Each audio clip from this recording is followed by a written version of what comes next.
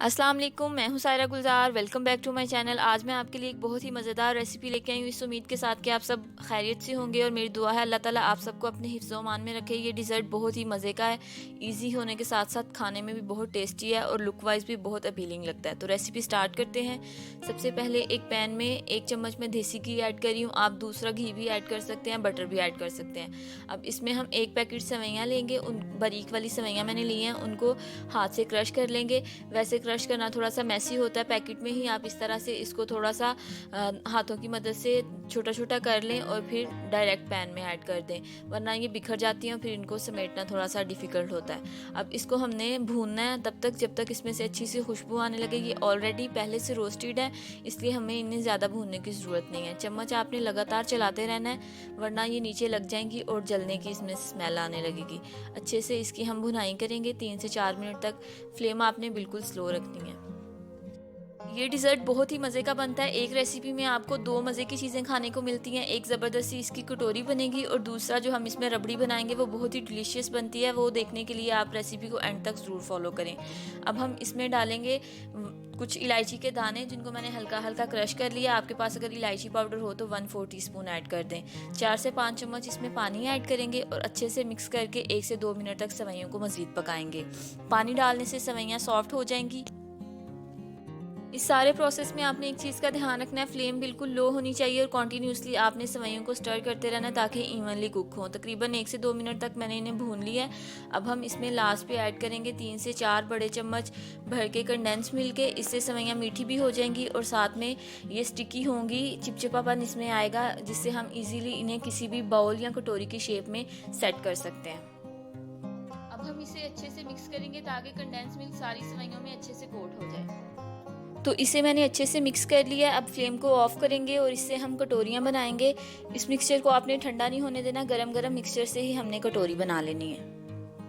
इसे शेप देने के लिए यहाँ पे मैंने सिलिकॉन के कपकेक मोल्ड्स यूज़ किए हैं। आप इसकी जगह एल्यूमिनियम के भी यूज़ कर सकते हैं, यूँ जो डिस्पोजेबल आते हैं उनको भी यूज़ कर सकते हैं। अगर वो भी ना हो तो घर में जो स्टील की कटोरियाँ होती हैं या कांच की, उनमें क्लिंग रैप लगा लें या प्लास्टिक का कोई भी कागज़ शॉपर लगा के फिर सेट करें, उससे ये डीमोल्ड करना आसान होगा।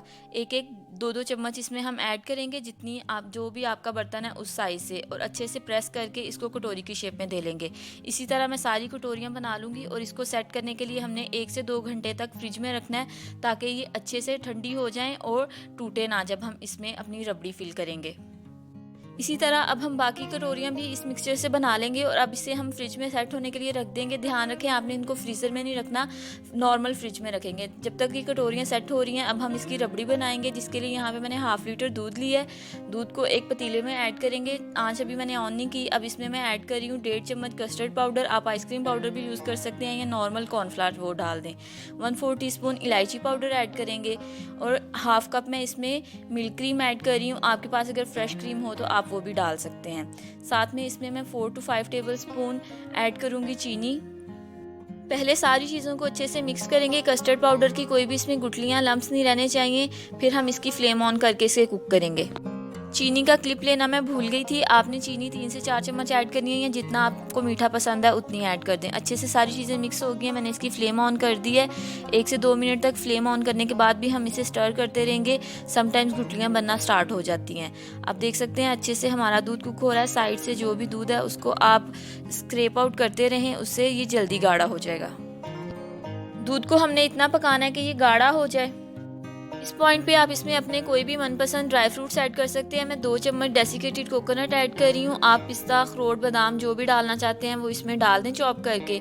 अच्छे से मिक्स करेंगे और मज़ीद इसको हमने जस्ट 5 मिनट्स तक कुक करना है। बहुत ज़्यादा इसको गाढ़ा नहीं करना, क्योंकि जो कस्टर्ड पाउडर हमने ऐड किया है ठंडा होने के बाद वो भी थिक होगा, तो ये ना लगे कि रबड़ी कम और कस्टर्ड ज़्यादा लग रहा है। बस अब हम इस पॉइंट पे इसकी फ्लेम ऑफ कर देंगे और इसको अच्छा सा ठंडा होने देंगे। जैसे ही दोनों चीज़ें ठंडी होंगी फिर हम इसको असेंबल करेंगे। इस डिज़र्ट को अगर आपने किसी दावत या पार्टी वगैरह पे बनाना है तो एक दिन पहले बना के फ्रिज में रख दें रबड़ी और बास्केट्स। नेक्स्ट डे जब आपने इनको सर्व करना है तो असेंबल कर सकते हैं। आप देख सकते हैं आसानी से मैंने बास्केट्स को निकाल लिया मोल्ड में से। इसी तरह सारियों को निकाल लेंगे और इनमें हम फिलिंग करेंगे अपनी ज़बरदस्ती रबड़ी की, जो कि बहुत ही ठंडी और डिलीशियस है। रबड़ी की कंसिस्टेंसी देखें बिल्कुल परफेक्ट है, इसी तरह की होनी चाहिए। जितनी इसमें स्पेस है उतनी फिल करेंगे और ऊपर से थोड़े से कटे हुए बादाम और रोज़ पेटल से गार्निश करेंगे। इस रेसिपी को ज़रूर ट्राई करें। नेक्स्ट ईद आने वाली है, उस पे बनाएं, किसी भी पार्टी दावत पे बना के अपने फ्रेंड्स और फैमिली के साथ शेयर करें। इन रेसिपी अच्छी लगी हो तो वीडियो को लाइक करें, शेयर करें और मेरे चैनल को सब्सक्राइब जरूर कीजिएगा। बहुत जल्द मिलेंगे एक नई रेसिपी के साथ। तब तक अपना बहुत ख्याल रखें और मुझे दुआ में याद रखिएगा। अल्लाह हाफिज़।